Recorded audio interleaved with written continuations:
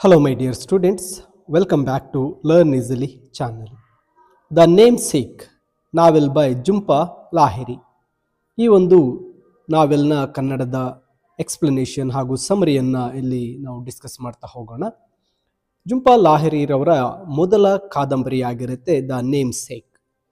ಜುಂಪಾ ಲಾಹಿರಿಯರವರಿಗೆ Pulitzer ಒಂದು ಪ್ರಶಸ್ತಿಯನ್ನು ಗಳಿಸಿಕೊಟ್ಟಂತಹ ಕಾದಂಬರಿ ಆಗಿರುತ್ತೆ. ಇದು 2003ರಲ್ಲಿ ದ ನ್ಯೂಯಾರ್ಕರ್ನಲ್ಲಿ ಪ್ರಕಟವಾಗುತ್ತೆ. ಇದು ಗಂಗೂಲಿ ಕುಟುಂಬದ 2 ತಲೆಮಾರುಗಳ ವಲಸಿಗರ ಅನುಭವ ಮತ್ತು ಅವರ ಒಂದು ಗುರುತನ್ನು ಹುಡುಕಾಡುವಂತಹ ಒಂದು ಕಾದಂಬರಿಯಾಗಿರುತ್ತೆ. ಈ ಕಾದಂಬರಿಯ ಕಥೆಯು 1968ರಲ್ಲಿ ಕೋಲ್ಕತ್ತಾದಿಂದ ಮೆಸಾಚುಸೆಟ್ಸ್ನ ಒಂದು ಕೇಂಬ್ರಿಡ್ಜ್ಗೆ ವಲಸೆ ಬರುವ ಯುವ ದಂಪತಿಗಳಾದಂತಹ ಅಶೋಕ್ ಮತ್ತು ಆಶಿಮಾ ಗಂಗೂಲಿರವರೊಂದಿಗೆ ಪ್ರಾರಂಭ ಆಗುತ್ತೆ. ಅವರ ಮೊದಲ ಒಬ್ಬ ಮಗ ಅಮೆರಿಕದಲ್ಲಿ ಜನಿಸ್ತಾನೆ ಮತ್ತು ಅವನಿಗೆ ಅಂತಿಮವಾಗಿ ರಷ್ಯಾದ ಲೇಖಕ ನಿಕೋಲಾಯ್ ಗೋಗೊಲ್ ಅವರ ನೆನಪಿಗಾಗಿ ಗೋಗೊಲ್ ಎಂಬ ಮುದ್ದಿನ ಹೆಸರನ್ನು ಇಡಲಾಗುತ್ತೆ. ಈ ಹೆಸರು ಅಶೋಕ್ಗೆ ಆಳವಾದ ಒಂದು ಪರ್ಸನಲ್ ಇಂಪಾರ್ಟೆನ್ಸನ್ನು ಹೊಂದಿರುತ್ತೆ. ಏಕೆಂದರೆ ವರ್ಷಗಳ ಹಿಂದೆ ಭಾರತದಲ್ಲಿ ಸಂಭವಿಸಿದ ಪ್ರಾಣಾಪಾಯದ ರೈಲು ಅಪಘಾತದಿಂದ ಅವರು ಬದುಕುಳಿದಾಗ ಈ ಲೇಖಕನ ಪುಸ್ತಕವು ಅವರ ಕೈಯಲ್ಲಿರುತ್ತೆ. ನಿಕೋಲಾಯ್ ಗೋಗೊಲ್ರವರ ಒಂದು ಪುಸ್ತಕ ಅವರ ಕೈಯಲ್ಲಿರುತ್ತೆ. ಗೋಗೊಲ್ ಬೆಳೆಯುತ್ತಾ ಹೋದಂತೆ ತನ್ನ ಅಸಾಮಾನ್ಯ ಹೆಸರಿನಿಂದ ಹೆಚ್ಚು ವಿಮುಖನಾಗ್ತಾನೆ. ಅದು ಅವನಿಗೆ ಭಾರತೀಯವೂ ಅಲ್ಲದ ಅಥವಾ ಅಮೇರಿಕನ್ ಸಹ ಅಲ್ಲದ ಹೆಸರಾಗಿ ಕಾಣುತ್ತೆ. ಈ ಕಾದಂಬರಿ ಅವನ ಬಾಲ್ಯದಿಂದ ವಯಸ್ಕನಾಗುವವರೆಗಿನ ಒಂದು ಹಂತಗಳನ್ನು ಇಲ್ಲಿ ನೋಡ್ತಾ ಹೋಗ್ಬೋದಾಗಿರುತ್ತೆ. ಈ ಒಂದು ಕಾದಂಬರಿಯಲ್ಲಿ ನಾವು ಮೊದಲಿಗೆ ಈ ಒಂದು ಮೇನ್ ಥೀಮ್ಗಳನ್ನು ಗಮನಿಸಿದಾಗ ಇಲ್ಲಿ ತನ್ನನ್ನು ತಾನು ಒಂದು ಮರುಶೋಧಿಸಿಕೊಳ್ಳುವಂತಹ ಪ್ರಯತ್ನದಲ್ಲಿ ಕಾಲೇಜಿನಲ್ಲಿ ವಿದ್ಯಾಭ್ಯಾಸ ಪ್ರಾರಂಭಿಸುವ ಮೊದಲು ಅವನು ಕಾನೂನುಬದ್ಧವಾಗಿ ತನ್ನ ಹೆಸರನ್ನು ನಿಖಿಲ್ ಎಂದು ಬದಲಾಯಿಸಿಕೊಳ್ತಾನೆ. ನಂತರ ಅವನು ರೂತ್ ಎಂಬ ಮಹಿಳೆಯೊಂದಿಗಿನ ಸಂಬಂಧ, ನಂತರ ಕುಟುಂಬದ ಪರಿಚಯಸ್ಥಳಾದಂತಹ ಮಶೋಮಿ ಎಂಬುವಳೊಂದಿಗೆ ಮದುವೆ ಸೇರಿದಂತೆ ವಿವಿಧ ಪ್ರಣಯ ಸಂಬಂಧಗಳನ್ನು ಅನುಭವಿಸ್ತಾನೆ. ಇವೆಲ್ಲದರ ನಡುವೆ ಅಮೆರಿಕನ್ ಜೀವನ ತನ್ನ ಪೋಷಕರ ಬಂಗಾಳಿ ಸಂಪ್ರದಾಯಗಳೊಂದಿಗೆ ಒಂದು ಬ್ಯಾಲೆನ್ಸ್ ಮಾಡಿಕೊಳ್ಳೋದಕ್ಕೆ ಪ್ರಯತ್ನ ಮಾಡ್ತಾನೆ ಗೋಗೊಲ್. ನಂತರ ತನ್ನ ತಂದೆಯ ಹಠಾತ್ ಮರಣದಿಂದ ಗೋಗೊಲ್ ತನ್ನ ಪರಂಪರೆಯನ್ನು ಮತ್ತು ತಾನು ಜೀವನದ ಬಹುಭಾಗ ತಪ್ಪಿಸಿಕೊಳ್ಳಲು ಪ್ರಯತ್ನಿಸಿದ ಹೆಸರಿನ ನಿಜವಾದ ತೂಕವನ್ನು ಆತ ಮರುಪರಿಶೀಲಿಸಲು ಪ್ರಾರಂಭಿಸ್ತಾನೆ. ಅಂತಿಮವಾಗಿ ಈ ಕಾದಂಬರಿ ಕುಟುಂಬ, ಸಂಪ್ರದಾಯ ಮತ್ತು ಭವಿಷ್ಯದಲ್ಲಿ ಸ್ಥಾನವನ್ನು ಕಂಡುಕೊಳ್ಳುವಾಗ ಭೂತಕಾಲದಿಂದ ಬರಲು ಪಡುವಂತಹ ಒಂದು ಹೋರಾಟದ ಚಿತ್ರಣವಾಗಿರುತ್ತೆ ಈ ಒಂದು ದ ನೇಮ್ಸೇಕ್. ಈ ನೇಮ್ಸೇಕ್ ಕಾದಂಬರಿಯ ಮುಖ್ಯ ಪಾತ್ರಗಳಿಗೆ ಬಂದಾಗ ಗೋಗೊಲ್ ಗಂಗೂಲಿ ನಿಖಿಲ್ ಈ ಒಂದು ಕಾದಂಬರಿಯ ನಾಯಕ. ದೃಢವಾಗಿ ಬೆಳೆದ ಮಗು, ಬುದ್ಧಿವಂತ ಮತ್ತು ಸುಂದರವಾದ ವ್ಯಕ್ತಿಯಾಗಿ ಬೆಳೆದಿರ್ತಾನೆ. ಅವನು ತನ್ನ ಒಂದು ಅಸ್ಪಷ್ಟ ರಷ್ಯನ್ ಹೆಸರಿನಿಂದ ಜೀವನದ ಬಹುಕಾಲ ನೊಂದಿರ್ತಾನೆ. ಅದನ್ನು ಅವನು ಅಂತಿಮವಾಗಿ ಯೇಲ್ ಕಾಲೇಜಿಗೆ ಸೇರುವ ಮೊದಲು ಒಂದು ಕಾನೂನುಬದ್ಧವಾಗಿ ನಿಖಿಲ್ ಎಂದು ಬದಲಾಯಿಸಿಕೊಳ್ತಾನೆ. ಅವನು ತನ್ನ ಅಮೇರಿಕನ್ ಬೆಳವಣಿಗೆಯನ್ನು ಬಂಗಾಳಿ ಒಂದು ಸಂಪ್ರದಾಯದೊಂದಿಗೆ ಹೊಂದಿಕೊಳ್ಳಲು ಹೆಣಗಾಡ್ತಾನೆ. ಮತ್ತು ಹಾಗಾಗಿ ಆತನು ತಾನು ABCD ಅಮೇರಿಕನ್ ಬಾರ್ನ್ ಕನ್ಫ್ಯೂಸ್ಡ್ ದೇಶಿ ಎಂದು ಭಾವಿಸ್ತಾ ಇರ್ತಾನೆ. ಇನ್ನು ಈ ಒಂದು ಕಾದಂಬರಿಯಲ್ಲಿ ಬರತಕ್ಕಂತಹ ನಂತರದ ಪಾತ್ರ ಅಶೋಕ್ ಗಂಗೂಲಿ. ಈತ ನಿಖಿಲ್ ಅಥವಾ ಗೋಗೊಲ್ನ ತಂದೆ. MITಯಲ್ಲಿ ಎಲೆಕ್ಟ್ರಿಕಲ್ ಇಂಜಿನಿಯರಿಂಗ್ನಲ್ಲಿ ಡಾಕ್ಟರೇಟ್ ಅಭ್ಯರ್ಥಿಯಾಗಿದ್ದು ನಂತರ ಕಾಯಂ ಪ್ರೊಫೆಸರ್ ಆಗ್ತಾರೆ. ಅವರು ಒಬ್ಬ ವಿದ್ವಾಂಸ ಮತ್ತು ಶಿಸ್ತಿನ ಮನುಷ್ಯ. 1961ರಲ್ಲಿ ಭಾರತದಲ್ಲಿ ನಡೆದ ಭೀಕರ ರೈಲು ಅಪಘಾತದಿಂದ ಉಳಿದಿರ್ತಾರೆ. ಆ ಘಟನೆಯು ಅವರ ಮೇಲೆ ಆಳವಾದ ಪ್ರಭಾವ ಬೀರಿರುತ್ತೆ. ಮತ್ತು ಅವರು ರಕ್ಷಿಸಲ್ಪಟ್ಟಾಗ ಓದುತ್ತಿದ್ದ ನಿಕೋಲಾಯ್ ಗೋಗೊಲ್ರವರ ಒಂದು ಪುಸ್ತಕ ಅವರ ಕೈಯಲ್ಲಿರೋದ್ರಿಂದ ತನ್ನ ಮಗನಿಗೆ ಆ ಹೆಸರನ್ನು ಇಟ್ಟಿರ್ತಾರೆ. ಇನ್ನು ಆಶಿಮಾ ಗಂಗೂಲಿ ಗೋಗೊಲ್ನ ತಾಯಿ. ಮದುವೆಯ ನಂತರ ಕೋಲ್ಕತ್ತಾದಿಂದ ಕೇಂಬ್ರಿಡ್ಜ್ಗೆ ಹೋಗ್ತಾರೆ. ಆರಂಭದಲ್ಲಿ ವಿದೇಶದಲ್ಲಿ ಮಗುವನ್ನು ಬೆಳೆಸಲು ಭಯಭೀತರಾಗ್ತಾರೆ. ಮತ್ತು ಆಕೆ ಒಬ್ಬ ಕಲಾತ್ಮಕ ಮಹಿಳೆ. ತಮ್ಮ ಯೌವನದಲ್ಲಿ ನಟಿ ಮಾಧವಿ ಮುಖರ್ಜಿಯರೊಂದಿಗೆ ಹೋಲಿಕೆ ಮಾಡ್ಕೊಳ್ತಾ ಇರ್ತಾರೆ. ಅಡಿಗೆ ಮತ್ತು ಪತ್ರಗಳ ಮೂಲಕ ಬೆಂಗಾಳಿ ಸಂಪ್ರದಾಯಗಳನ್ನು ಉಳಿಸಿಕೊಳ್ಳುತ್ತಾ ನಿಧಾನವಾಗಿ ಅಮೆರಿಕದ ಉಪನಗರ ಜೀವನಕ್ಕೆ ಹೊಂದಿಕೊಳ್ತಾರೆ. ಇನ್ನು ಸೋನಿಯಾ ಗಂಗೂಲಿ ಸೊನಾಲಿ ಗೋಗೊಲ್ನ ತಂಗಿ. ತನ್ನ ಸಾಂಪ್ರದಾಯಿಕ ಅನ್ನಪ್ರಾಶನ ಸಂದರ್ಭದಲ್ಲಿ ಘನ ಆಹಾರವನ್ನು ತಿನ್ನಲು ನಿರಾಕರಿಸಿದ್ದಕ್ಕಾಗಿ ಕುಟುಂಬದ ಸ್ನೇಹಿತರೊಬ್ಬರು ಅವಳನ್ನ ನಿಜವಾದ ಅಮೇರಿಕನ್ ಅಂತ ಕರೆದಿರ್ತಾರೆ. ಅವಳು ಆತ್ಮವಿಶ್ವಾಸವುಳ್ಳವಳು ಮತ್ತು ತನ್ನ ಅಣ್ಣನಿಗಿಂತ ಸುಲಭವಾಗಿ ಅಮೆರಿಕದ ಸಾಮಾಜಿಕ ಜೀವನಕ್ಕೆ ಹೊಂದಿಕೊಳ್ತಾಳೆ. ಆದರೂ ತಂದೆಯ ಮರಣದ ನಂತರ ಕುಟುಂಬಕ್ಕೆ ಹತ್ತಿರವಾಗಿಯೇ ಇರ್ತಾಳೆ. ಇನ್ನು ಈ ಕಾದಂಬರಿಯ ಒಂದು ಸಾರಾಂಶಕ್ಕೆ ಬಂದಾಗ, ಮೊದಲು 1968ರಲ್ಲಿ ಕೇಂಬ್ರಿಡ್ಜ್ನ ಮೆಸಾಚುಸೆಟ್ಸ್ನಲ್ಲಿ ಅಶೀಮಾ ಗಂಗೂಲಿ ತನ್ನ ಮೊದಲ ಒಂದು ಪ್ರೆಗ್ನೆನ್ಸಿಯ ಕೊನೆಯ ಹಂತದಲ್ಲಿರ್ತಾಳೆ. ವಿದೇಶಿ ಆಸ್ಪತ್ರೆಯಲ್ಲಿ ಪ್ರಸವದ ಏಕಾಂತತೆಯನ್ನು ಅನುಭವಿಸ್ತಾಳೆ. ಅವಳ ಪತಿ ಅಶೋಕ್ MITಯಲ್ಲಿ ಡಾಕ್ಟರೇಟ್ ಅಭ್ಯರ್ಥಿಯಾಗಿದ್ದು ವರ್ಷಗಳ ಹಿಂದೆ ಭಾರತದಲ್ಲಿ ಭೀಕರ ರೈಲು ಅಪಘಾತದಿಂದ ಪಾರಾಗಿರ್ತಾರೆ. 1961ರ ದುರಂತದ ಸಮಯದಲ್ಲಿ ಅಶೋಕ್ ನಿಕೋಲಾಯ್ ಗೋಗೊಲ್ ರವರ ದ ಓವರ್ ಕೋಟ್ ಪುಸ್ತಕದ ಪುಟವನ್ನು ಹಿಡಿದಿದ್ದರಿಂದಲೇ ರಕ್ಷಿಸಲ್ಪಟ್ಟಿದ್ರು ಅಂತ ಅಂದ್ಕೋತಾರೆ. ಆ ಕ್ಷಣವು ಅವರ ಜೀವನವನ್ನು ರಷ್ಯಾದ ಲೇಖಕನೊಂದಿಗೆ ಶಾಶ್ವತವಾಗಿ ಬೆಸೆದಿರುತ್ತೆ. ಅಶೀಮಾಗೆ ಒಂದು ಪ್ರಸವ ವೇದನೆ ಅನುಭವಿಸ್ತಾ ಇರುವಾಗ ಹೆರಿಗೆಗಾಗಿ ತನ್ನ ತಂದೆ ತಾಯಿಯ ಮನೆಗೆ ಹಿಂದಿರುಗೋ ಸಾಂಪ್ರದಾಯಿಕ ಬೆಂಗಾಳಿ ಪದ್ಧತಿಯನ್ನು ನೆನೆಯುತ್ತಾ ತನ್ನ ಪರಂಪರೆ ಮತ್ತು ಪ್ರಸ್ತುತ ಅಮೆರಿಕನ್ ಜೀವನದ ನಡುವಿನ ಸಾಂಸ್ಕೃತಿಕ ಅಂತರವನ್ನು ತೀವ್ರವಾಗಿ ಅನುಭವಿಸ್ತಾಳೆ ಅಶೀಮಾ. ನಂತರ 1968ರಲ್ಲಿ ಗಂಗೂಲಿ ದಂಪತಿ ಗಂಡು ಮಗುವನ್ನು ಜನ್ಮ ನೀಡಿರ್ತಾರೆ. ಆದರೆ ಅವರಿಗೆ ತಕ್ಷಣದ ಬಿಕ್ಕಟ್ಟೊಂದು ಎದುರಾಗುತ್ತೆ. ಭಾರತದಿಂದ ಅಶೀಮಾಳ ಅಜ್ಜಿ ಕಳಿಸಿದ ಹೆಸರಿರುವ ಪತ್ರ ತಲುಪಿರೋದಿಲ್ಲ. ಅಮೆರಿಕದ ಆಸ್ಪತ್ರೆಯ ನಿಯಮದಂತೆ ಜನನ ಪ್ರಮಾಣ ಪತ್ರಕ್ಕಾಗಿ ಹೆಸರನ್ನ ಹಿಡ್ತಕ್ಕಂತಹ ಒಂದು ಕಡ್ಡಾಯವಾಗಿರುತ್ತೆ. ಸೊ ಜನನ ಪ್ರಮಾಣ ಪತ್ರಕ್ಕಾಗಿ ಹೆಸರನ್ನ ನೀಡೋದು ಕಡ್ಡಾಯವಾಗಿರೋದ್ರಿಂದ ಅಶೋಕ್ ತಾತ್ಕಾಲಿಕವಾಗಿ ಒಂದು ಮುದ್ದಿನ ಹೆಸರನ್ನ ನೀಡಲು ಹೋಗ್ತಾರೆ.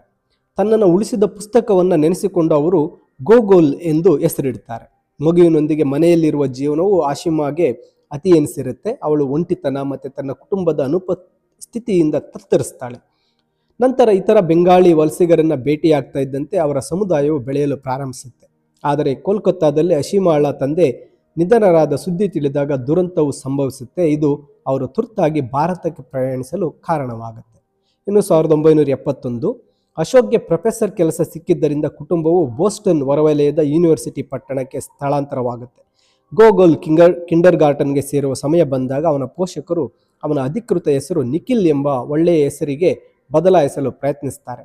ಆದರೆ ಬಾಲಕ ಗೋಗೊಲ್ ಶಾಲೆಯಲ್ಲಿ ಆ ಹೆಸರಿಗೆ ಪ್ರತಿಕ್ರಿಯಿಸಲು ನಿರಾಕರಿಸ್ತಾನೆ. ಶಾಲೆಯ ಮುಖ್ಯೋಪಾಧ್ಯಾಯರು ಮಗುವಿನ ಇಚ್ಛೆಯನ್ನು ಗೌರವಿಸ್ತಾರೆ ಮತ್ತು ಅವನು ತನ್ನ ಸಹಪಾಠಿಗಳಿಗೆ ಗೋಗೊಲ್ ಎಂದೇ ಉಳಿತಾನೆ. ಕುಟುಂಬವು ನಂತರ ಪೆಂಬರ್ಟನ್ ರಸ್ತೆಯಲ್ಲಿ ಮನೆಯನ್ನು ಖರೀದಿಸುತ್ತೆ ಮತ್ತು ಅಶೀಮಾ ಸೊನಾಲಿ ಎಂಬ ಮಗಳಿಗೆ ಜನ್ಮ ನೀಡ್ತಾಳೆ. ಅವಳಿಗೆ ಸೋನಿಯಾ ಎಂಬ ಅಡ್ಡ ಹೆಸರಿಡ್ತಾರೆ. ಮಕ್ಕಳು ಬೆಳೀತಾ ಇದ್ದಂತೆ ಅವರು ಹೆಚ್ಚು ಅಮೇರಿಕರಣಗೊಳಗಾಗ್ತಾರೆ ಮತ್ತು ಇದು ಅವರ ಪೋಷಕರಿಗೆ ಸಣ್ಣ ಮಟ್ಟದ ಆತಂಕವನ್ನು ಉಂಟು ಮಾಡುತ್ತೆ. 1982ರಲ್ಲಿ ಈಗ 14 ವರ್ಷದ ಗೋಗೊಲ್ ತನ್ನ ಹೆಸರಿನ ಬಗ್ಗೆ ತೀವ್ರ ಮುಜುಗರ ಪಡ್ತಾನೆ. ಅದು ಭಾರತೀಯವೂ ಅಲ್ಲದ ಅಥವಾ ಅಮೆರಿಕನ್ನೂ ಸಹ ಅಲ್ಲದ ಹೆಸರೆಂದು ಭಾವಿಸ್ತಾನೆ. ಅವನು ಹುಟ್ಟುಹಬ್ಬಕ್ಕಾಗಿ ಅಶೋಕ್ ಅವನಿಗೆ ನಿಕೋಲಾಯ್ ಗೋಗೊಲ್ ಅವರ ಸಣ್ಣ ಕಥೆಗಳ ಒಂದು ಪುಸ್ತಕವನ್ನು ಉಡುಗೊರೆಯಾಗಿ ನೀಡ್ತಾರೆ. ಆದರೆ ಆ ಹೆಸರಿನ ಜೀವ ಉಳಿಸುವ ಮಹತ್ವ ವಿವರಿಸೋದಿಲ್ಲ. ಕುಟುಂಬವು 8 ತಿಂಗಳ ಸಬ್ಬಾಟಿಕಲ್ಗಾಗಿ ಒಂದು ಕೋಲ್ಕತ್ತಾಕ್ಕೆ ಪ್ರಯಾಣಿಸುತ್ತೆ. ಅಲ್ಲಿ ಗೋಗೊಲ್ ಮತ್ತು ಸೋನಿಯಾ ತಮ್ಮ ಪೋಷಕರ ತಾಯ್ನಾಡಿನಲ್ಲಿ ಒಂದು ಅನ್ಯರಂತೆ ಔಟ್ಸೈಡರ್ಸ್ನಂತೆ ಇರ್ತಾರೆ. ಅಮೆರಿಕಕ್ಕೆ ಮರಳಿದ ನಂತರ ಗೋಗೊಲ್ ಹೈಸ್ಕೂಲ್ನ ಜೂನಿಯರ್ ವರ್ಷಕ್ಕೆ ಪ್ರವೇಶ ಪಡಿತಾನೆ ಮತ್ತು ಅವನಲ್ಲಿ ಒಂದು ರೂಪಾಂತರ ಸಂಭವಿಸುತ್ತೆ. ಯಾರು ತನ್ನನ್ನು ಗುರುತಿಸಿದ ಕಾಲೇಜು ಪಾರ್ಟಿಯೊಂದರಲ್ಲಿ ಅವನು ಮೊದಲ ಬಾರಿಗೆ ತನ್ನನ್ನು ನಿಖಿಲ್ ಎಂದು ಪರಿಚಯಿಸಿಕೊಳ್ತಾನೆ ಮತ್ತು ಆ ಅನಾಮಧೇಯತೆಯಲ್ಲಿ ಆನಂದವನ್ನು ಕಂಡುಕೊಳ್ತಾನೆ. 1986 ಯೇಲ್ ಕಾಲೇಜಿಗೆ ಹೋಗುವ ಮೊದಲು ಗೋಗೊಲ್ ಕಾನೂನುಬದ್ಧವಾಗಿ ತನ್ನ ಹೆಸರನ್ನು ನಿಖಿಲ್ ಅಂತ ಬದಲಾಯಿಸಿಕೊಳ್ತಾನೆ. ಅವನನ್ನು ತನ್ನನ್ನು ತಾನು ಮರುಪರಿಶೋಧನೆಗೊಳಿಸಲು ಪ್ರಯತ್ನಿಸ್ತಾನೆ. ಆ ಬದಲಾವಣೆ ಕಷ್ಟಕರವೆಂದು ಅವನಿಗೆ ಅನಿಸುತ್ತೆ. ಅವನ ಕುಟುಂಬವು ಅವನನ್ನು ಗೋಗೊಲ್ ಎಂದೇ ಕರೆಯುವುದನ್ನು ಮುಂದುವರಿಸುತ್ತೆ. ಇದು ತಾನು ದ್ವಿಮುಖ ಜೀವನ ನಡೆಸುತ್ತಿದ್ದೇನೆ ಎಂಬ ಭಾವನೆಯಲ್ಲಿ ಅವನಲ್ಲಿ ಮೂಡಿಸುತ್ತೆ. ಕಾಲೇಜಿನಲ್ಲಿ ಅವನು ರೈಲಿನಲ್ಲಿ ಭೇಟಿಯಾದ ರೂತ್ ಎಂಬ ಹುಡುಗಿಯೊಂದಿಗೆ ತನ್ನ ಮೊದಲ ಗಂಭೀರ ಸಂಬಂಧವನ್ನು ಅಂದರೆ ಪ್ರೇಮದ ಸಂಬಂಧವನ್ನು ಪ್ರಾರಂಭಿಸ್ತಾನೆ. ಅದಕ್ಕೆ ಪೋಷಕರು ಒಪ್ಪೋದಿಲ್ಲ ಎಂಬ ಭಯದಿಂದ ಅವಳನ್ನು ಅವರಿಂದ ಮರೆಮಾಚ್ತಾನೆ. ರೂತ್ ಆಕ್ಸ್ಫರ್ಡ್ನಲ್ಲಿ ಓದಲು ಹೋದಾಗ ದೂರವು ಅವರ ಸಂಬಂಧವನ್ನು ಹದಗೆಡಿಸುತ್ತೆ. ಅವನ ಸೀನಿಯರ್ ವರ್ಷದ ವೇಳೆಗೆ ಅವರು ಬೇರ್ಪಡ್ತಾರೆ. ಇದು ನಿಖಿಲ್ನಲ್ಲಿ ಮತ್ತೊಮ್ಮೆ ಒಂಟಿತನದ ಭಾವನೆಯನ್ನು ಮೂಡಿಸುತ್ತೆ. 1994ರಲ್ಲಿ ನಿಖಿಲ್ ಈಗ ನ್ಯೂಯಾರ್ಕ್ನಲ್ಲಿ ಒಬ್ಬ ಆರ್ಕಿಟೆಕ್ಟ್ ಆಗಿರ್ತಾನೆ ಮತ್ತು ಶ್ರೀಮಂತ ಹಾಗೂ ಸಂಸ್ಕೃತ ಅಮೆರಿಕನ್ ಮಹಿಳೆಯಾದಂತಹ ಮ್ಯಾಕ್ಸಿಕನ್ ರ್ಯಾಟ್ಲಿಪೋಳೊಂದಿಗೆ ಡೇಟಿಂಗ್ ಪ್ರಾರಂಭಿಸ್ತಾನೆ. ಅವನು ಅವಳ ಪ್ರಪಂಚದಲ್ಲಿ ಆಳವಾಗಿ ಬೇರೂರ್ತಾನೆ. ಅವಳ ಪೋಷಕರು ಮ್ಯಾನ್ಹಾಟನ್ ಮನೆ ಮತ್ತು ನ್ಯೂ ಹ್ಯಾಂಪ್ಸ್ಟನ್ ಸ್ಟೇರ್ನಲ್ಲಿರುವ ಅವರ ಬೇಸಿಗೆ ಮನೆಗೆ ಹೋಗ್ತಾ ಇರ್ತಾನೆ. ಮ್ಯಾಕ್ಸಿಕನ್ ಪೋಷಕರ ಬಹಳ ಸರಳವಾಗಿ ವರ್ತಿಸುವವರ ಮತ್ತು ಅವರು ಸ್ವಾಗತ ಮಾಡ್ತಾರೆ. ಇದು ಅವನ ಸ್ವಂತ ಕುಟುಂಬದ ನಿರೀಕ್ಷೆಗಳಿಗೆ ವಿರುದ್ಧವಾದ ವಾತಾವರಣವನ್ನು ಒದಗಿಸುತ್ತೆ. ಪೆಂಬರ್ಟನ್ ರಸ್ತೆಯಲ್ಲಿ ಎಂದಿಗೂ ಅನುಭವಿಸಿದ ಸ್ವಾತಂತ್ರ್ಯ ಮತ್ತು ಆಪ್ತತೆಯನ್ನು ಅವನು ಅಲ್ಲಿ ಅನುಭವಿಸ್ತಾನೆ. ಆದಾಗ್ಯೂ ಅವನು ತನ್ನ 2 ಪ್ರಪಂಚಗಳನ್ನು ಪ್ರತ್ಯೇಕವಾಗಿರಿಸ್ತಾನೆ. ಮ್ಯಾಕ್ಸಿಕನ್ ಅನ್ನು ತನ್ನ ಪೋಷಕರಿಗೆ ಭೇಟಿ ಮಾಡಿಸುವುದು ವಿರಳ ಮಾಡ್ತಾನೆ. ಇದು ಅವನ ಮತ್ತು ಅವನ ಬಂಗಾಳಿ ಪರಂಪರೆಯ ನಡುವೆ ಬೆಳೆಯುತ್ತಿರುವ ಒಂದು ಅಂತರವನ್ನು ಸೃಷ್ಟಿಸುತ್ತೆ.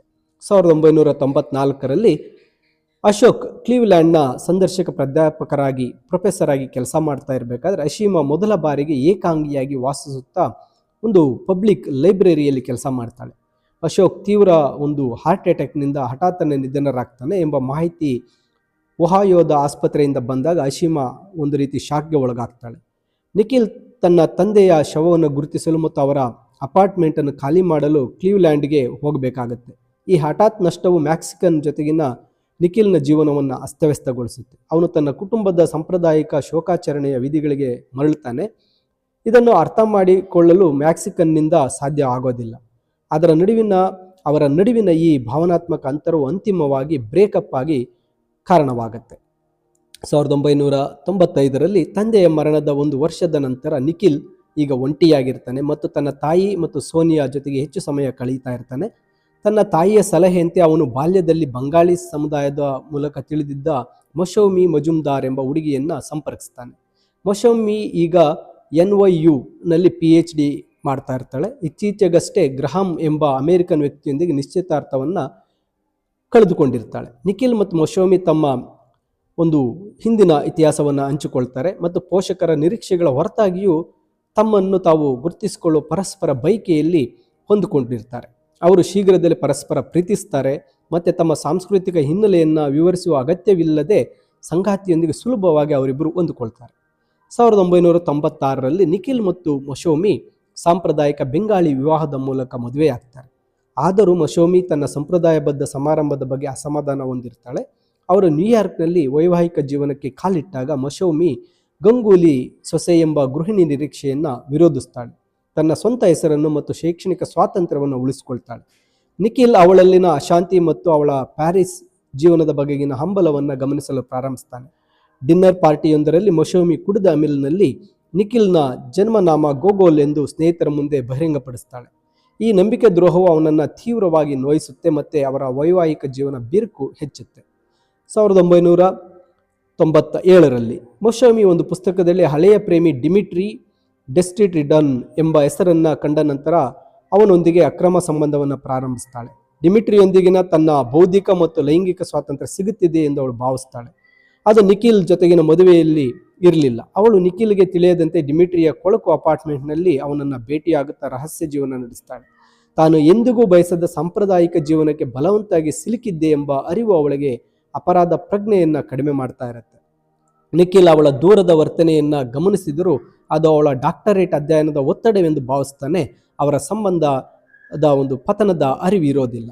1997 ಡಿಮಿಟ್ರಿಯ ಹೆಸರಿಗೆ ಮೊಶೌಮಿ ನೀಡಿದ ಪ್ರತಿಕ್ರಿಯೆಯನ್ನು ಗಮನಿಸಿದ ನಿಖಿಲ್ ಅಂತಿಮವಾಗಿ ಅವಳ ನಂಬಿಕೆ ದ್ರೋಹವನ್ನು ಪತ್ತೆಹಚ್ಚುತ್ತಾನೆ. ಈ ಸತ್ಯವು ನೋವಿನ ಒಂದು ಡಿವೋರ್ಸ್ಗೆ ಕಾರಣವಾಗುತ್ತೆ.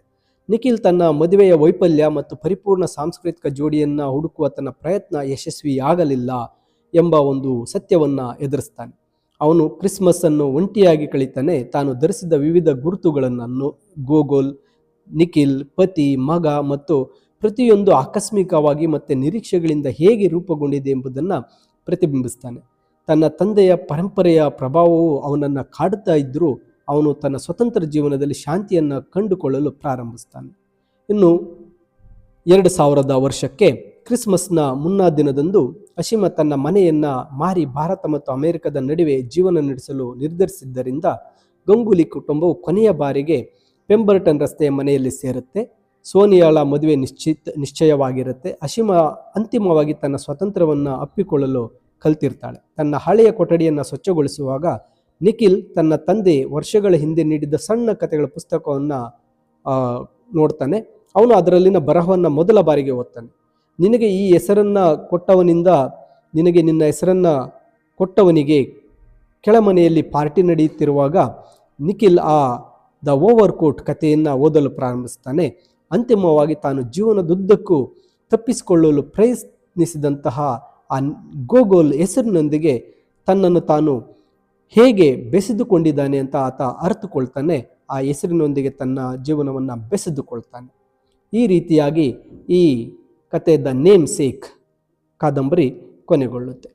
ಮೈ ಡಿಯರ್ ಸ್ಟೂಡೆಂಟ್ಸ್, ಈ ಒಂದು ಕನ್ನಡದ ಎಕ್ಸ್ಪ್ಲನೇಷನ್ನೊಂದಿಗೆ ಇಂಗ್ಲೀಷ್ ಸಮರಿಯ PDF ವಿಡಿಯೋದ ಡಿಸ್ಕ್ರಿಪ್ಷನ್ನಲ್ಲಿದೆ, ನೀವು ಡೌನ್ಲೋಡ್ ಮಾಡಿಕೊಳ್ಳಬಹುದು. ಹೆಚ್ಚಿನ ವಿಡಿಯೋಗಳಿಗೆ ತಪ್ಪದೇ ಲರ್ನ್ ಈಸಿಲಿ ಚಾನಲ್ಗೆ ಸಬ್ಸ್ಕ್ರೈಬ್ ಮಾಡ್ಕೊಳ್ಳಿ ಅಂತ ಹೇಳ್ತಾ thank you for watching this video.